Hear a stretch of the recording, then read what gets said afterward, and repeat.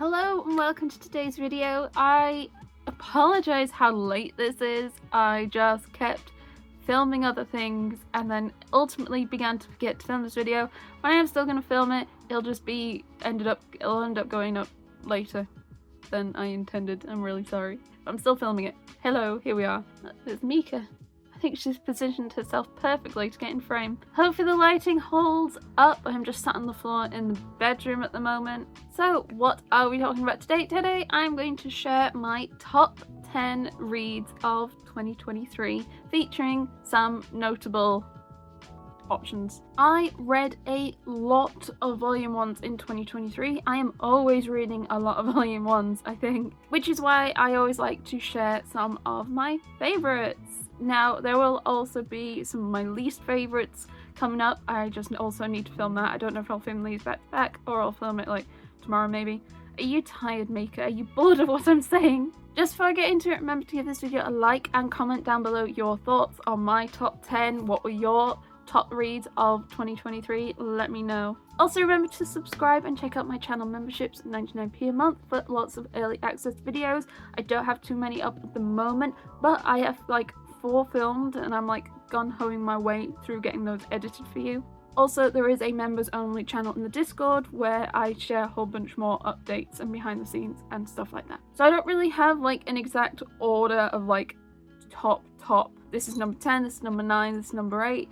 So they're not really in that kind of order. They're all kind of like these are the ones I enjoyed last year. Apart from maybe one volume, but you might be able to guess that ahead of time. So we're just going to start off and go through it. First off, we have Eccentric Doctor of the Moonflower Kingdom. I have 1 to 4 of this. 5 is on order. It might have arrived by the time this actually goes up. This is very similar vibes to Apothecary Diaries, except I would say Apothecary Diaries might be more mystery focused, whereas this is actually kind of more like medical doctory focused ish. Mystery in a different kind of way. I feel like in Apothecary Diaries she goes in and like odd things have happened and she can figure it out based on like different herbs that have been used or something like that, whereas some slight spoilers for the first 3 volumes, she performs a surgery, I believe in volume 3. I think, is it to remove someone's appendix? I can't fully remember. She performs the Heimlich remover. There's a whole bunch, I think in volume 4, there's a whole story arc, where they're trying to find someone who can make these medical tools that she uses, such as syringes, needles, intricate metalwork for her to perform operations, so I think it's like one step further. Like Apothecary Diaries, she's an apothecarist, whereas Moonflower Kingdom, she's like actually a doctor, a performing practitioner of the medical science. I know I've repeatedly compared both. I've just realised I've gained Una. I know I've repeatedly compared both, and I've had a few people ask like, is one better than the other? I would say that they're both good in their own way. They're set in almost identical settings, and they kind of have like a similar sort of setup, with like the main female character being a bit quirky but is surprisingly knowledgeable in her field. But beyond that, they kind of then separate in terms of, as I said, she's more like a doctor, Emma's more like an apothecarist. Why do they climb my bed like that? And like the sun's come back. It is unfortunately a bit of a pricey series. It's a large 7Cs, and I think when I see it in store it's $13 or $14.99. Don't pay that, please. You can get it online easily for less than £9, £8 something.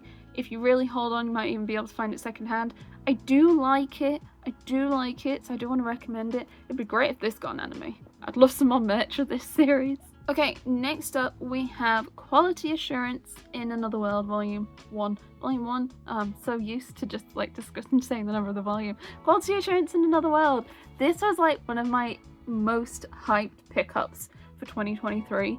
Mostly because, as I have repeatedly said, by night, manga enthusiast, by day, software developer. And I specialised in quality assurance. I don't tend to do that much anymore. I'm more like consultant manager kind of person, but quality assurance is still where my heart belongs and technically what I specialize in. And so seeing that there was a quality assurance isekai coming out absolutely blew my mind. I was so darn excited. When I got this and I started reading this, I was taking pictures of panels and then just sending them to my QA group chat in Teams. Like, look at this, look at this, look at this.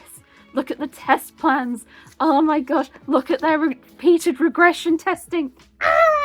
Actual premise of the story is Yuna just jumped from my bed to the thing and like almost missed. I think they're tussling. Right, the story. So basically these quality assurance QA testers have been sent into a video game to test it. And things have gotten weird. They used to do check-in, because it's like a VR headset, I think like Sword Art Online, you're like in the game. And they'd get like check-ins, checking they're okay, and those check-ins kind of just stopped for some reason. And they're kind of trapped in the game, they can't get out. And this one guy here is like, well, I'm going to keep testing, because that's what I'm doing, that's what I'm here for. I'm going to make sure that I fix all these problems and raise all these bug reports. And yeah, whereas a lot of the other quality assurance testers have gone rogue. They have like a debug. They have like a tablet, I think it is, which allows them to mess with the world as part of their testing, debug skills. And they've kind of just like, well, we're stuck here, we're just gonna have a nice time. And he's like, no, I'm gonna keep testing, I'm gonna keep doing my bug reports, it's all about consistency, I'm gonna keep writing them up. And beautiful. Do I think it's a good isekai? It's okay.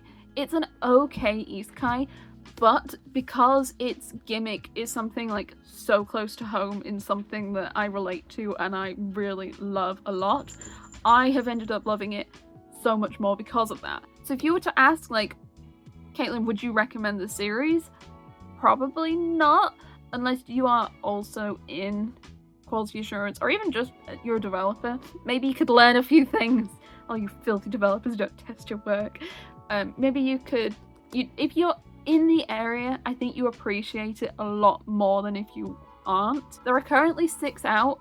I have 6, and I think that is the latest that is out in, at least out in the UK. Next volume I really enjoyed is Superman Meshi. Now this is complete at 3 volumes, but I have so far only read my volume 1 and I really need to rectify this. I really loved this. So last year there were, I think, 3 DC manga series that came out. We have Superman Meshi, a Joker one and a Batman one. Superman was my favourite, Joker was fine, and I didn't enjoy Batman, I thought it was a bit boring.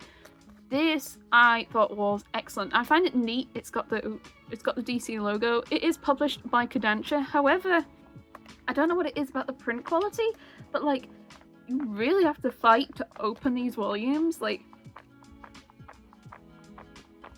I don't know where the microphone is on this, but I don't know if you could hear that. Like, I'm really like having to hold it open. It is not wanting to stay open. Damn it, this volume is fighting back. Basic premise is Superman discovers Japanese cuisine and falls in love with it, and every chapter is him going to Japan to find a different type of Japanese cuisine and enjoying it. It is not an intense series at all. It was just a really nice palate cleanser read, and I just absolutely loved reading it. It made me really happy to read. I love seeing food in manga.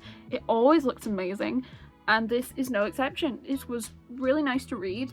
Absolutely recommend it, especially since it's complete at 3 volumes. I say that, maybe it goes to shit in volume 2. I'm gonna hope not, because that'll bum me out. There's an excellent chapter with him and Batman where they go and eat food together, and that probably was my favourite thing because, I mean, the relationship between Superman and Batman often has a lot of bickering in it, and this was no exception. That continued on, just also involving Japanese cuisine. Next up, we have another anticipated release of mine for 2023, and that is Final Fantasy XIV Eorzea Academy. I was horrendously bummed to learn that this was a one-shot because if you're not aware, I love Final Fantasy XIV. Basically, my 2023 was all I did was manga of Final Fantasy XIV. That was my life. I went to FanFest in October, which I did vlog, and I need to edit and upload. It's going to be horrendously late, but I will still do it because I got a load of footage and I think it'll be really neat. London FanFest was amazing. Oh my god. I basically, last year, we got to the end of Shadowbringers. Well, we almost got to the end of Shadowbringers like March time. And then if anyone is aware, there's a reason you might want to level up multiple classes to level 80 to max before you get to the end of Shadowbringers. So we then took a break where I did that, and I did it super slowly because like I'm not great at the game, but I love it. So I was leveling up through like Fates and stuff. I love Fates. I've become obsessed with Fates. I'm gunning for the Fate titles, if you know what I mean. And then we completed Shadowbringers, which like wrecked my soul. I'll never be able to recover from that. And then we were like running through Endwalker, and then because we were so close to FanFest, we were doing like a patch post Endwalker a night in the lead up, and we finished it at like 2 AM before we trained down the next day. It was a horrendous journey down to FanFest because there was a storm, loads of trains were cancelled, but we still got there. We had 2 hours sleep before we turned up at FanFest and did like 12 hours. And then we did day 2 of FanFest, and then we had the orchestra where I also sobbed aggressively. And I'm still playing the game quite a lot because there's just so much to do, so much to collect. I love collecting mounts, minions, triple triad I am slightly obsessed with. So having a manga for the series come out in like the middle of all that was amazing because I was just so obsessed with the game. Am obsessed with the game. Oh my god. It is such a beautiful game and it is just so perfect for me, and I know a lot of people find it a slog to get through, especially around Reborn, and like it's one of those, it's like One Piece where you're like, you have to get 100 volumes in and it gets good, and you're like, it sounds horrific but it's true. Playing alongside Ben really definitely helped.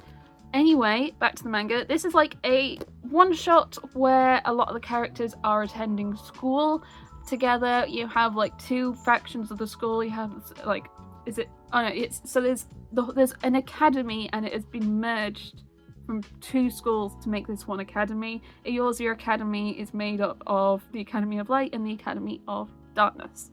And there is a whole bunch of characters from the series, and they are all doing like silly school things together. Because obviously it would be a bit weird for your character, for the Warrior of Light, to be in this because like it's so custom to you. The main characters in this are Alphino and Alisaie, who are basically the main characters in the game after you as is, so it's not that weird. What I would recommend though is don't read this till after you've completed at least Shadowbringers, because there are spoilers and there's characters you won't have met and you won't know who they are, especially all these characters on the back who are introduced in Stormblood.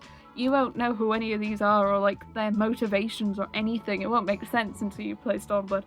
And then there are also characters from Shadowbringers. I would recommend complete Shadowbringers before you try reading it. It did have both my husbandos in, which made me very happy. I was like, where are they?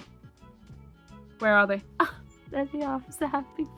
I'll show you one of them, the one from Heavenswood. It's Aymeric. Look at him, isn't he so cool? And the other one, unfortunately, is very briefly shown, and also he's from Shadowbringers, so I won't show him. But yeah, if you are a fan of the hit MMO, critically acclaimed, award-winning Final Fantasy XIV, absolutely try the manga. It is 1 volume complete.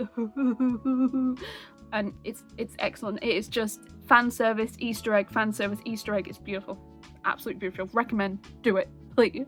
Next we have Lonely Castle in the Mirror, and I have only read volume 1. I have since got volume 2, and I only got it in that massive sci-fi unboxing that I will put up at some point when I edit it. I was unsure if this would actually end up, I feel like I yo-yoed on this series aggressively in that, did I love it or did I hate it? So the premise is, due to bullying, our main character is she's not comfortable going to school anymore. She's been bullied, she's gone through some really uncomfortable, unfortunate, tragic instance of discussing bullying, and she now does not want to go to school anymore to just not be subject to that. Plus, it's like caused trauma. It was not nice.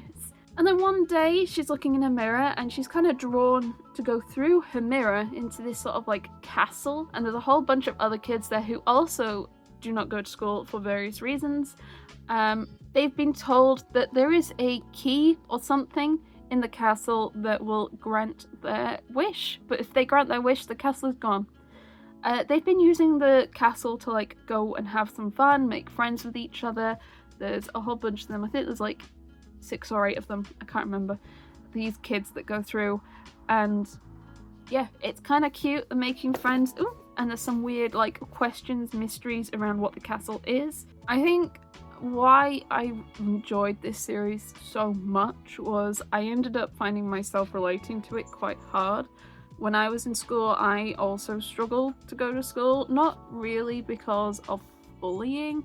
I got really sick and I kept going in and out of doctor appointments, going to hospital, and I was sick and no one knew why, and it just meant I wasn't really in school that much, and I really struggled to then talk to anyone because of that, because I'd only be back at school like for a few days, every few days, and it's so hard to try and form relationships when you're not there for half the time.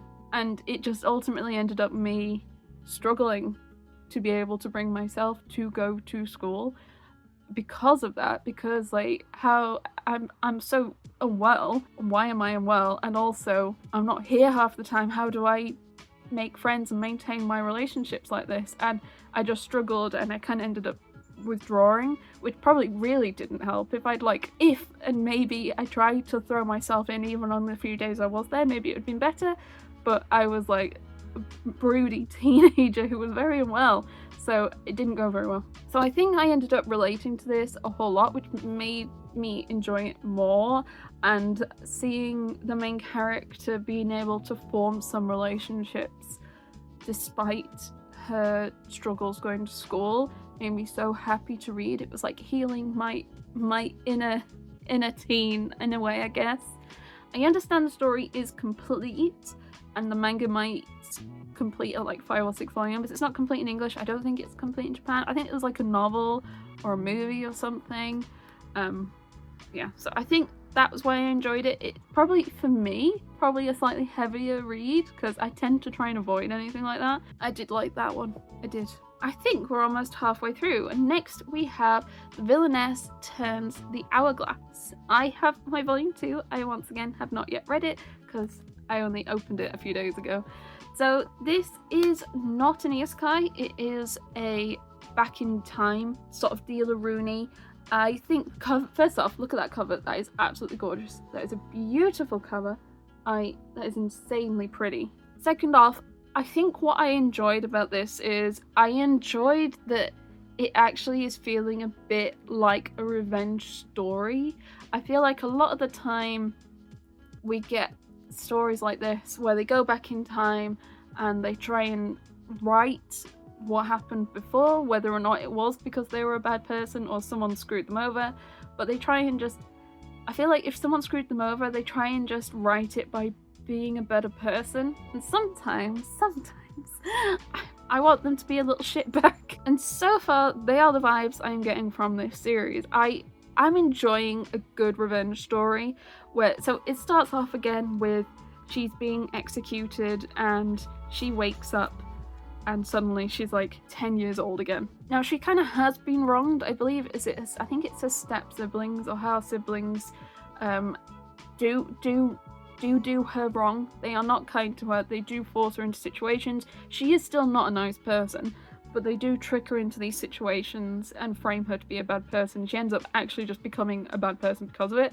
So then she starts getting this revenge on her half siblings, and I'm enjoying that. I like a good bit of filthy revenge. Now, because she's gone back in time, there's a whole bunch of stuff she knows about the future, such as which noble ladies end up in a higher standing later on in life, or what skills are probably going to be most prized, what sort of things are going to be worth a lot more later on in the coming years. And she's using all this to try and play her pieces so she can cuddle up and be kind to the people who are going to end up with a high rising. She can push her father towards picking up the stuff that's going to be a high commodity in the coming years, that kind of thing. So I'm now like flipping through and reading this, like reminding myself, is remembering how much I enjoyed it, and I need to go get my volume 2 and read that. Next we got Reborn as a vending machine. Now I Wander the Dungeon. I was also really excited that this got a manga. I can't believe it also got an anime. I also have bought a Nendoroid of this guy, Boxo. I thought his name was Boxo. Why I love this so much is because it is dumb. It is a dumb, silly isekai when people are like, oh, I've been reincarnated, reborn as a vending machine is absolutely one of the silliest reborn as there is out there. But because of that, I kind of love it. Now, Ben has some of the light novels. There are 3 out. I'm not sure if it's complete or 3, but there are 3 out and he has all 3. And it's silly, dumb humor. It's great. This guy is obsessed with vending machines in his life on Earth. He goes around trying to try all the different things in vending machines. Unfortunately, a vending machine falls on him and he is then reincarnated into another world as a vending machine. Now, as a vending machine, he is unfortunately unable to communicate properly. He can't move around. All he can communicate with is some set phrases like thank you, or here's your change, or winner for like winning a prize or something, until he comes along, until this girl comes along a vending machine and is like, I'm gonna bring you back with me, and she like lifts him up and carries him to a village. He's able to like spawn things that he has previously gotten from a vending machine in his previous life, and he starts like shooting out canned coffee, canned teas, all that kind of stuff. And people in this village are like, oh my gosh, this is amazing, this is so cool. And he kind of relies on coins to be able to like keep running, use energy and stuff, and also to spend on new features like new items or hot water dispenser or other things. I can't remember off the top of my head. But it's just a wonderfully dumb isekai. And there is an anime that is also actually not too bad. I've watched a couple episodes myself, as I have started to watch a little bit more anime this year. Do recommend. It's a great dumb isekai. Next up we have First Night with the Juke. Now this is currently at 3 volumes. I don't see any whispers yet of volume 4. I don't know why. They're all pretty much came out at the same time as well, and they're by a publisher I'd not heard of before called Net Comics, and now I'm seeing them pop up a whole bunch more. It's like when you've never noticed something and then you never see a yellow car until you start thinking about yellow cars. So this is an isekai story about a person who wakes up in a novel that they have read, and they realize that they've been reincarnated as she's a count's daughter, she's a lady, she's a minor character, she's not really a named character or anything, I don't think, but she knows the story and she's like, okay, well, I've been reincarnated, I'm a noble, I can just live a nice chill life, do what I fancy, doesn't matter, I'll just watch the events of the novel unfold. And as part of her like chilling out, having a nice time, she goes to this party, she gets a little bit drunk, and she wakes up the morning after in bed with the Juke. And she's like, well, shit. And runs back home. Unfortunately, it would seem the Juke is meant to be like one of the main characters who's meant to pair off with the nice, wholesome maiden character from the book, who is not her, by the way. And she's like, shit, have I messed up the story? What do I do? She kind of runs and tries to flee and hide from the Juke and play it off as nothing really happened. Fortunately, the Juke seems to have fallen for her a little bit and is like, nope, we have done the dirty, we now have to get engaged and get married. And she's like, well, shit.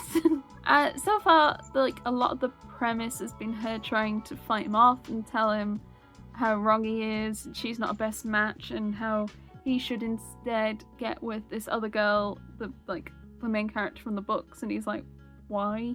Why do you keep pushing me? Do you not like me? Do you think I'm gross or something? And then there's a whole bunch of drama around the edges, and spoiler, things do start to reach conclusion in the third volume, which is why I'm very, very keen to try and see what happens post that, because I do think the story continues on. I want to see what like the next arc is going to be, basically. It is unfortunately a bit more pricey of a series. It is full colour, it is a manhwa. These are about £15 I find after discount, which is a bit painful. Keep an eye out. I haven't yet seen any of them second hand, but they probably will. Everything pops up second hand usually.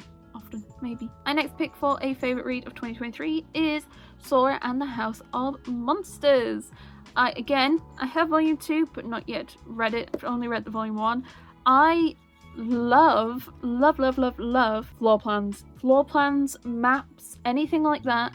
I am smitten with. I don't really like playing a video game unless there's a map of some sort, preferably with landmarks and stuff on it. I happily will just sit on Rightmove and look at floor plans of houses and stuff. If you're outside of the UK, I don't know where Rightmove is. Rightmove is like where you can look at houses that are for sale and they've got floor plans, and I'll just go and look at houses and their floor plans and be like how I'd lay things out and stuff. I'm obsessed. So when I realised that there is a manga series with floor plans in it, I tell you, I got in on that. So the premise of this is monsters and humans have been at war for many years, and at the very beginning of the series they have kind of reached a truce and the war has ended. Yay! It turns out all monsters really wanted was a home, somewhere they could call their own, which humans generally had, and they kind of wanted the same thing for themselves. We're following this girl here who has spent her whole life training to partake in this war. Just as she's about to be deployed, is told, nah, war's over, off you go, do your own thing, we don't care. And she's like, what do I do? She ends up running into this group of dwarves who are architects, and what they do is they come along monsters or creatures of any sort who need a home, and they kind of help design them a home. So first chapter is for a group of like goblins, I think. Yeah, and like currently they're living in this like cave. It's not very safe, it's not got good insulation, their only light source is a torch, so it's cold, and then they come up with some plans on how they can improve it with some nice floor plans like this and a cutaway, I forgot what the word is, to show like what it'd be like on the inside and how each part will contribute to making the living conditions a lot better. And so far they've just kind of gone along to a couple of different monsters, try to take their requirements and then build a home based on that. And that's mostly been it so far, and I'm so happy. This is just so perfect once again for my kind of thing that I'm into. Maps, floor plans, and it's fantasy with monsters, and we got in like different other labels around the edges as well to sort of like, why do we want to do this? It reminds me of like my product design days where we'd have to describe, why have you got this little thing? It doesn't mean a huge amount, but you still have to describe what it's there for, all these beautiful designs. Yes! Unfortunately, it's another pricey series. It's another large 7Cs, $13.14.99 if you're lucky. If you're lucky, no, that is going to be the RRP. So again, you can, if you look around online, you definitely would be able to find it a bit cheaper. Currently, there are only 2 volumes out in English, which isn't the end of the world, I guess. Absolutely loved it. Perfect. Before we head on to my number 1 read of 2023, I have a few honourable mentions. So I have 3 to talk about, and I loved all 3, but they are all under the honourable mentions for the exact same reason. Let's see if you can figure out what it is. We have got Mr. Villain's Day Off, Ice Guy and Cool Girl, and She Ban Ban Super Cute Doggies. Now these are all wonderful reads, and the reason they are under honourable mentions and not a favourite read is their price. They are super thin volumes, and I think all of these are RRP'd $13-14.99, which is painful when they're this thin. These 2 are both by Square Enix and are both ongoing series, which is extra painful. This one is at least a one-shot. This one is a 4-coma comic silly style series volume about doggies doing silly things, and it is beautiful. I loved it. I'm not much of a dog person. Apologies to all dog people out there. I'm just not as fussed. They're too sudden and loud and big for me.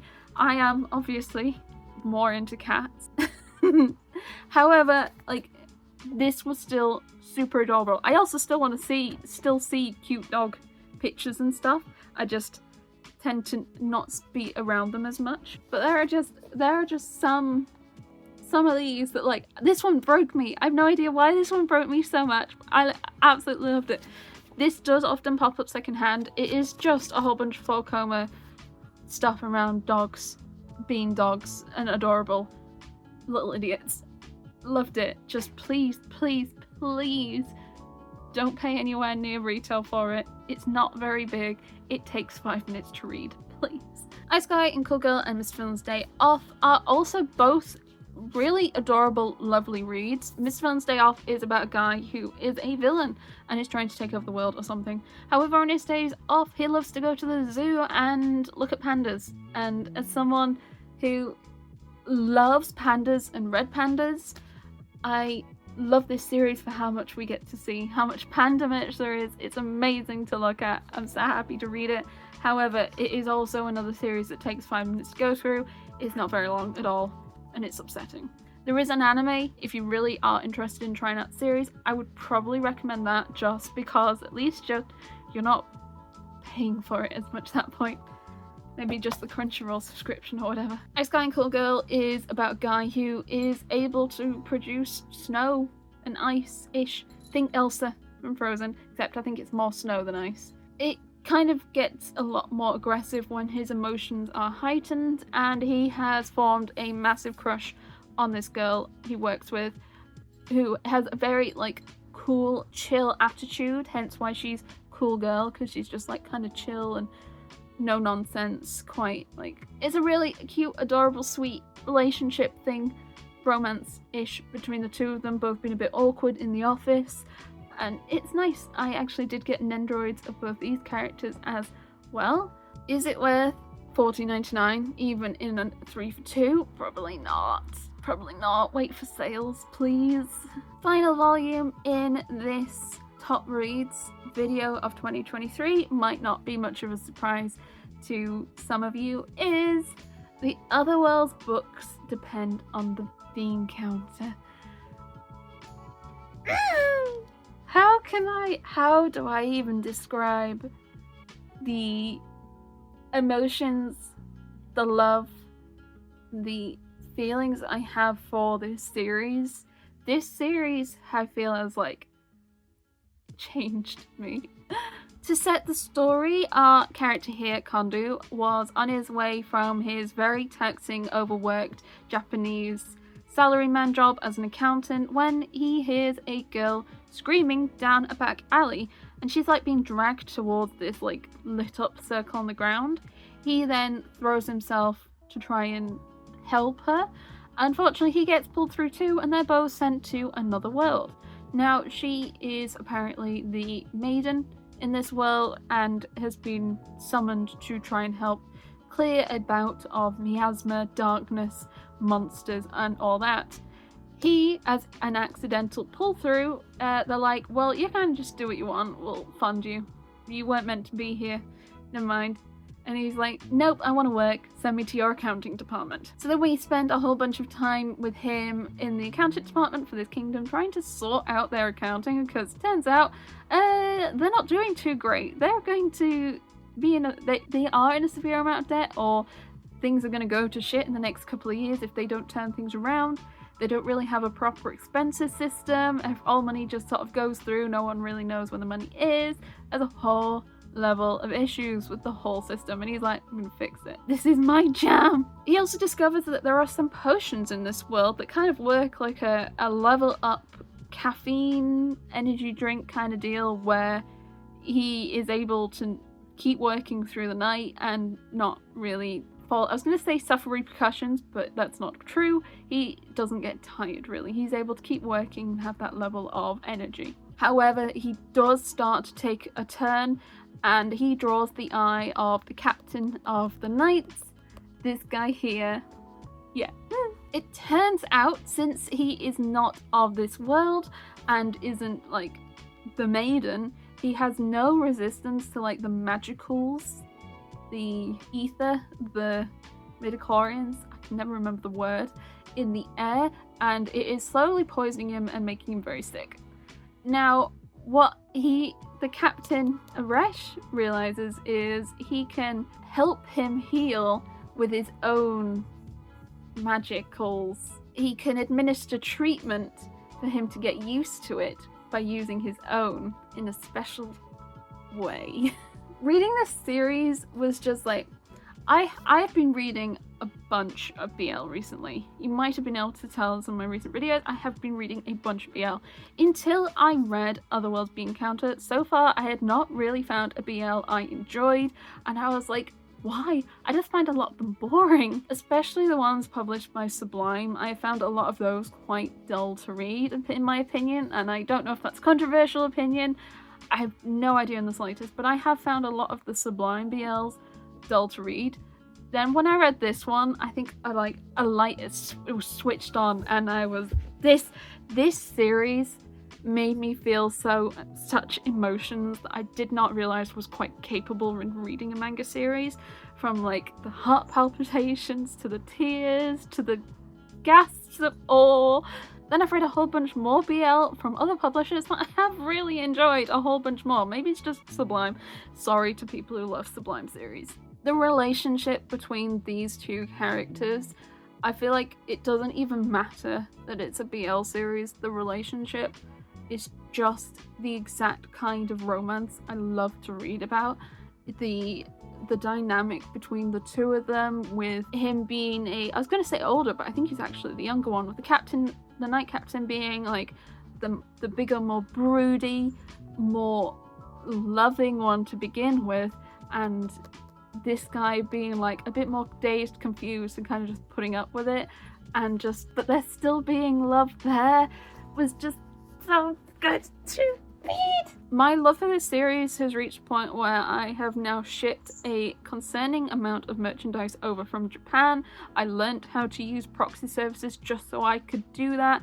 I have a glass chalice with their faces on, and I bought some little plastic beans, and I'm putting a bean into the chalice for every person I convince to read this series, with my goal to fill the glass. I'm doing all right so far. I haven't counted yet how many are in there, but there's a fair few. I even am known as like Bean Tins or Beanie in a number of places just because of how much I talk about Bean Counter. I really love it. It's so far 4 volumes out in English. There is a 5th one in Japanese. It's been about a year between releases, and 4 has just come out, so we've probably got another year till volume 5 comes out in English. The light novel volume 1 has just come out as well, and I will be doing a live read of some of that on my channel when I check what schedule I have made. I don't know when this video is going to go out. It might have already happened. You might be able to go watch it. If not, come along and watch me cry because I'm going to get emotional. I love this series. I actually fully, with my whole heart, love this series. If I ever hadn't got the chance to meet, I was going to say mangaka, but it's based on a light novel. Mangaka, light novel writer, either or, I think I would just sob at their feet, which is really probably not the right thing to do, but I don't know what else I would do. Also, the art is like insanely good. It is just such a pretty series. It's so well drawn. I need all the merchandise for this. I need all the bonus character page things that come with the books in Japan. Please, if you have not read this series yet already, please do so and let me know so I can add a bean in your name to my chalice. And with that, I think that is all of my top reads for 2023. There's so many. They're so heavy. There's so much manhwa this year. Thank you so much for watching. Remember to let me know in the comments what you thought. What were some of your top reads of 2023? I realised I don't think I said at the beginning, but what I count as a eligible read for 2023 isn't necessarily that it came out in 2023. It's just that I read it, because I do not know for the life of me necessarily what some of the release dates are for some of these, so I just base it on when I read it. So yes, let me know in the comments what you thought, what are some of your favourite reads. Remember to like the video and check out my channel memberships for early access to my videos. Also join the Dudettes Discord server, we're having a bundle of fun in there. Otherwise, thank you so much for joining me, I hope you have a wonderful day and I'll see you next time. Bye!